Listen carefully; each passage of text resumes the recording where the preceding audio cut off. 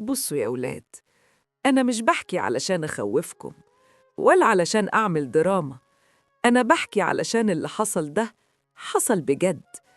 كان في شاب اسمه إبراهيم. إبراهيم ده كان مرافق عمه في المستشفى. عمه محجوز، عنده سرطان دم، وإبراهيم قاعد جنبه ليل ونهار. وفي نفس الأوضة كان في راجل تاني، ستارة بس اللي بينهم وبينهم، راجل اسمه عم مصطفى. عم مصطفى ده ما كانش بيعمل حاجة غير إنه يعيط من أول النهار لآخره، ولا حد بيزوره ولا حد بيسأل عليه غير مرة واحدة بس. جه له واحد اسمه محسن، وطول الزيارة عم مصطفى ماسك فيه يقول له: اتصل لي بابني محمود، قوله يجي، ده موضوع مهم.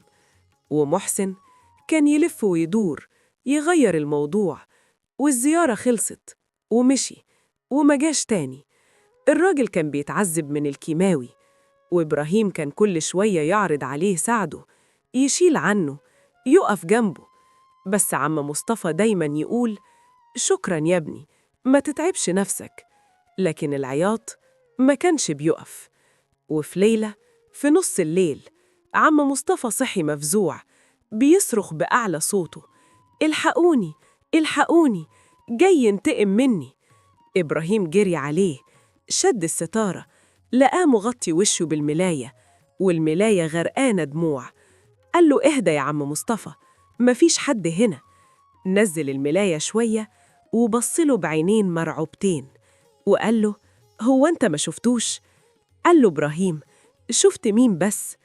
في اللحظة دي إبراهيم فهم الدموع دي مش من المرض، في وجع أعمق. قعد جنبه وطلب منه يحكي. قال له عم مصطفى: أنا هنا بقالي 4 شهور، عندي سرطان في الرئة. قال له إبراهيم: ربنا يشفيك. رد عليه وقال: في حاجات يا ابني أهم من الشفا.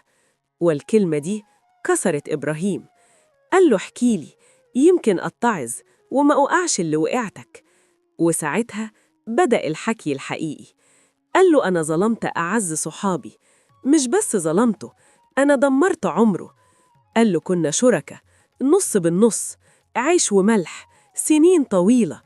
الدنيا كانت ماشية، ملايين داخلة وملايين طالعة. وفي يوم الشيطان لعب في دماغي، قال لي: التجارة شطارة، واللي تغلبه العب بيه. قال لي: انت اللي شايل الشغل وهو واخد اسم معاك. وقال لي: ركبه الزحليقة وخد كل حاجة. وابنه محاسب كبير دخل معاه في اللعبة، زوروا الحسابات ووهموا الشريك بصفقة كبيرة والمكسب مضمون. حط كل فلوسه، وبعدها فجأة خسارة كبيرة. ساعتها راح له وقال له: إحنا اتضحك علينا والتجارة وقعت. وباع نصيبه بتراب الفلوس. قال عم مصطفى: وقتها حسيت إن الشيطان سقف لي والدنيا حلوت قوي، فلوس وسفر وعمر وصدقات. لكن الحقيقة المال ده مش ماله. قال: فضلت وراه لحد ما خليته على الحديدة، ما في بيته جنيه. ولما صاحبه طلب سلفة رفض. قال: قلبي بقى تلج، أنا كذبت كذبة وصدقتها. لكن مفيش حاجة بتستخبى. صاحبه عرف الحقيقة وجاله، حاول يكلمه وهو هرب. راح للقضاء وراح لطوب الأرض. وساعتها الدنيا ابتدت ترد. قال عم مصطفى وهو بيعيط: أنا مش خايف من الموت يا أمينة، أنا خايف أقابل ربنا. وسكت. في النهاية افتكروا يا ولاد، الظلم ما بيضيعش، ولو خد وقت الدنيا دي سلف ودين، وحق الناس ما بيسقطش.